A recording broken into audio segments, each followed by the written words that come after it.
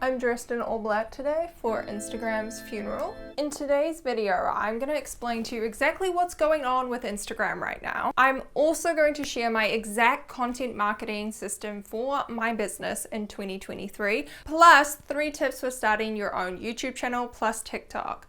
Lots to explore today, so let's get into it. In case you guys are new around here and are wondering who I am, I'm Ellen. The camera is at an awful angle. I'm Ellen, a social media strategist. My sister Tara and I post about all things career, business, and fashion on our YouTube channel. And today's topic is Instagram.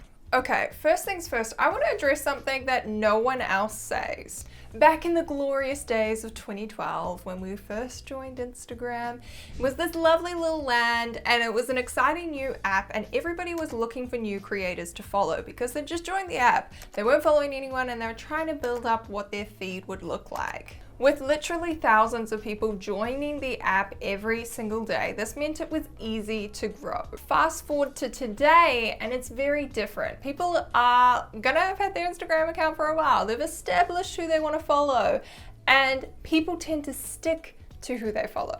It's a big deal to hit that follow button on someone new. It's a big commitment, right?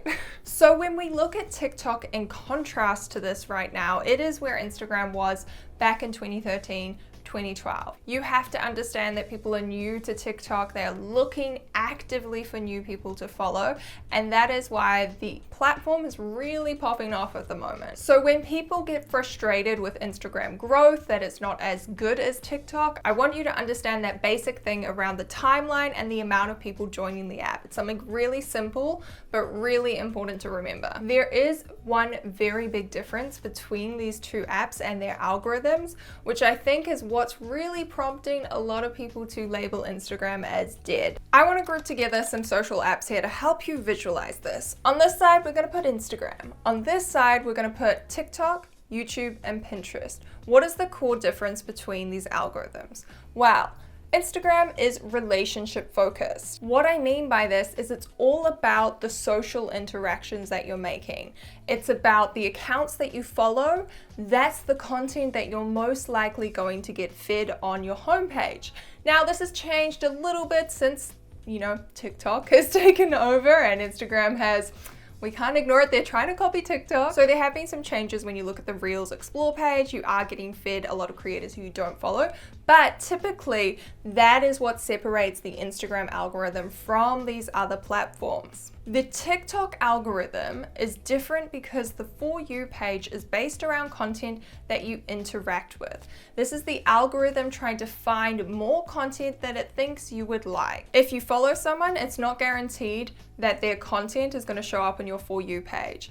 What it's looking at is the previous topics you've been searching for, the previous posts you've interacted, if it can find some common sort of links between another piece of content, what's going viral, what other people are interacting with, who's in your sort of circles around location, like what viral video is popping off in New Zealand. I'm from New Zealand, it's probably going to send me that video too.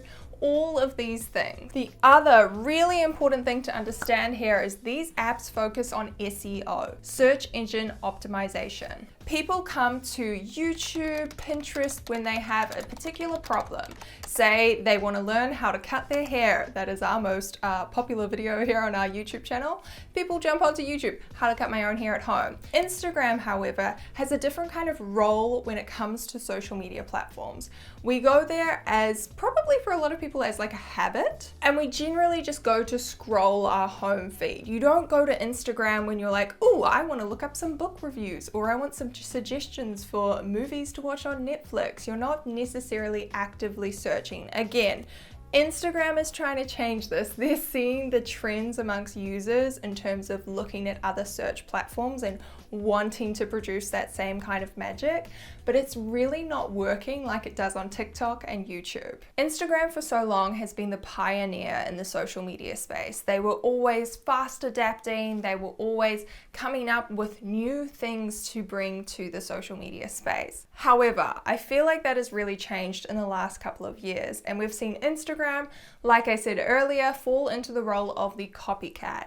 And when you're a copycat, this means you're always coming second. The innovator, in this case TikTok, is the one who's producing new things first and attracting the consumers first, which is really crucial. But one of the most important things that I wanted to talk to you guys about in this video is, although we have TikTok, this new and shiny app, which offers so much opportunity for creators, and if you haven't already, guys, you need to be making a TikTok for 2023. I don't want you to neglect Instagram though, and this is why. If you want to see rapid growth in your online business in 2023, you need a multi-platform marketing plan. I'm gonna wheel myself over here so I can show you guys a picture of a funnel. If you're not familiar with the concept of a marketing funnel, the idea is it kind of looks like one of those funnels that you might have used in science class to pour liquids into a smaller container. But in the marketing world, it's meant to symbolize the journey of customers when it comes to your business. So at the top of the funnel is really wide because that's where you attract the most people. These are people that, come across your brand, they might start interacting with you on social media, maybe they check out your website, but they haven't bought yet. In the middle of the funnel, we get a little bit smaller because not everyone that sees our viral reel is actually going to come across and be a customer. But there is this portion in the middle of the funnel who are going to start building more of a connection with you. And this is the nurturing phase. This is really crucial when it comes to generating sales. This is where people start to get to know you, maybe the person behind the brand. They get to know the brand values or the product or the service.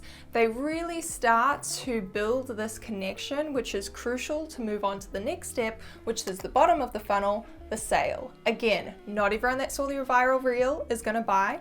Not everyone that DMs you on Instagram is going to buy, but there is that portion who will convert to paid leads or paid customers. I want to change how you look at this funnel though.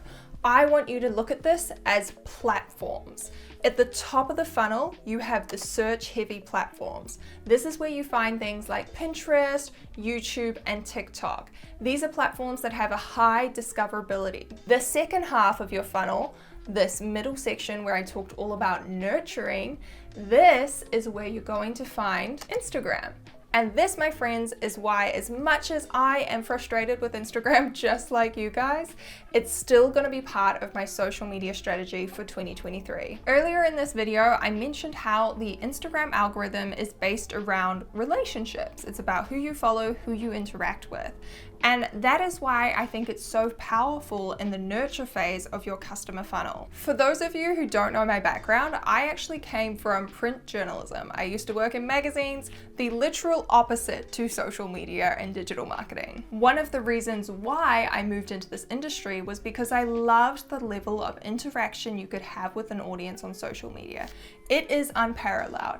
It is like nothing we have ever had in marketing before. Instagram is where I connect with people. I chat with them in the DMs. I send voice messages. I show snippets behind the scenes of my everyday life on stories. I might show a little bit more of my personality, get a little bit goofy, crack some dad jokes. If you're a regular around here, you know I love my dad jokes. So when it comes to my marketing strategy for my business, for generating leads for my social media agency, for generating sales for my online courses, I will be using YouTube and TikTok as my top funnel, my high discoverability platforms. That's where I'm going to be putting my energy.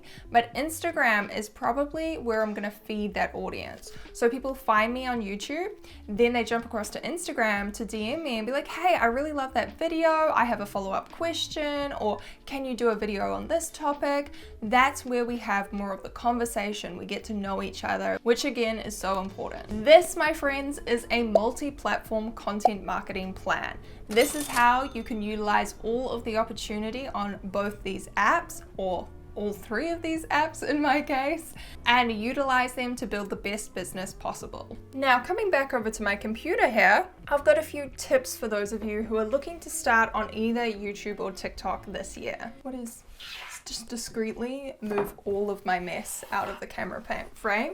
and pretend that I have a really tidy office. Now, if you are a relatively new online business owner or creator or influencer, you probably are going to want to choose between either TikTok or YouTube because it can be really overwhelming when you're getting started to try tackle both of these. When it comes to making the choice between what platform works for you best, there's a couple of things to consider. The first thing is how frequently you think you can upload, and secondly, what kind of time you have to invest here. Are you someone who already has a very busy schedule?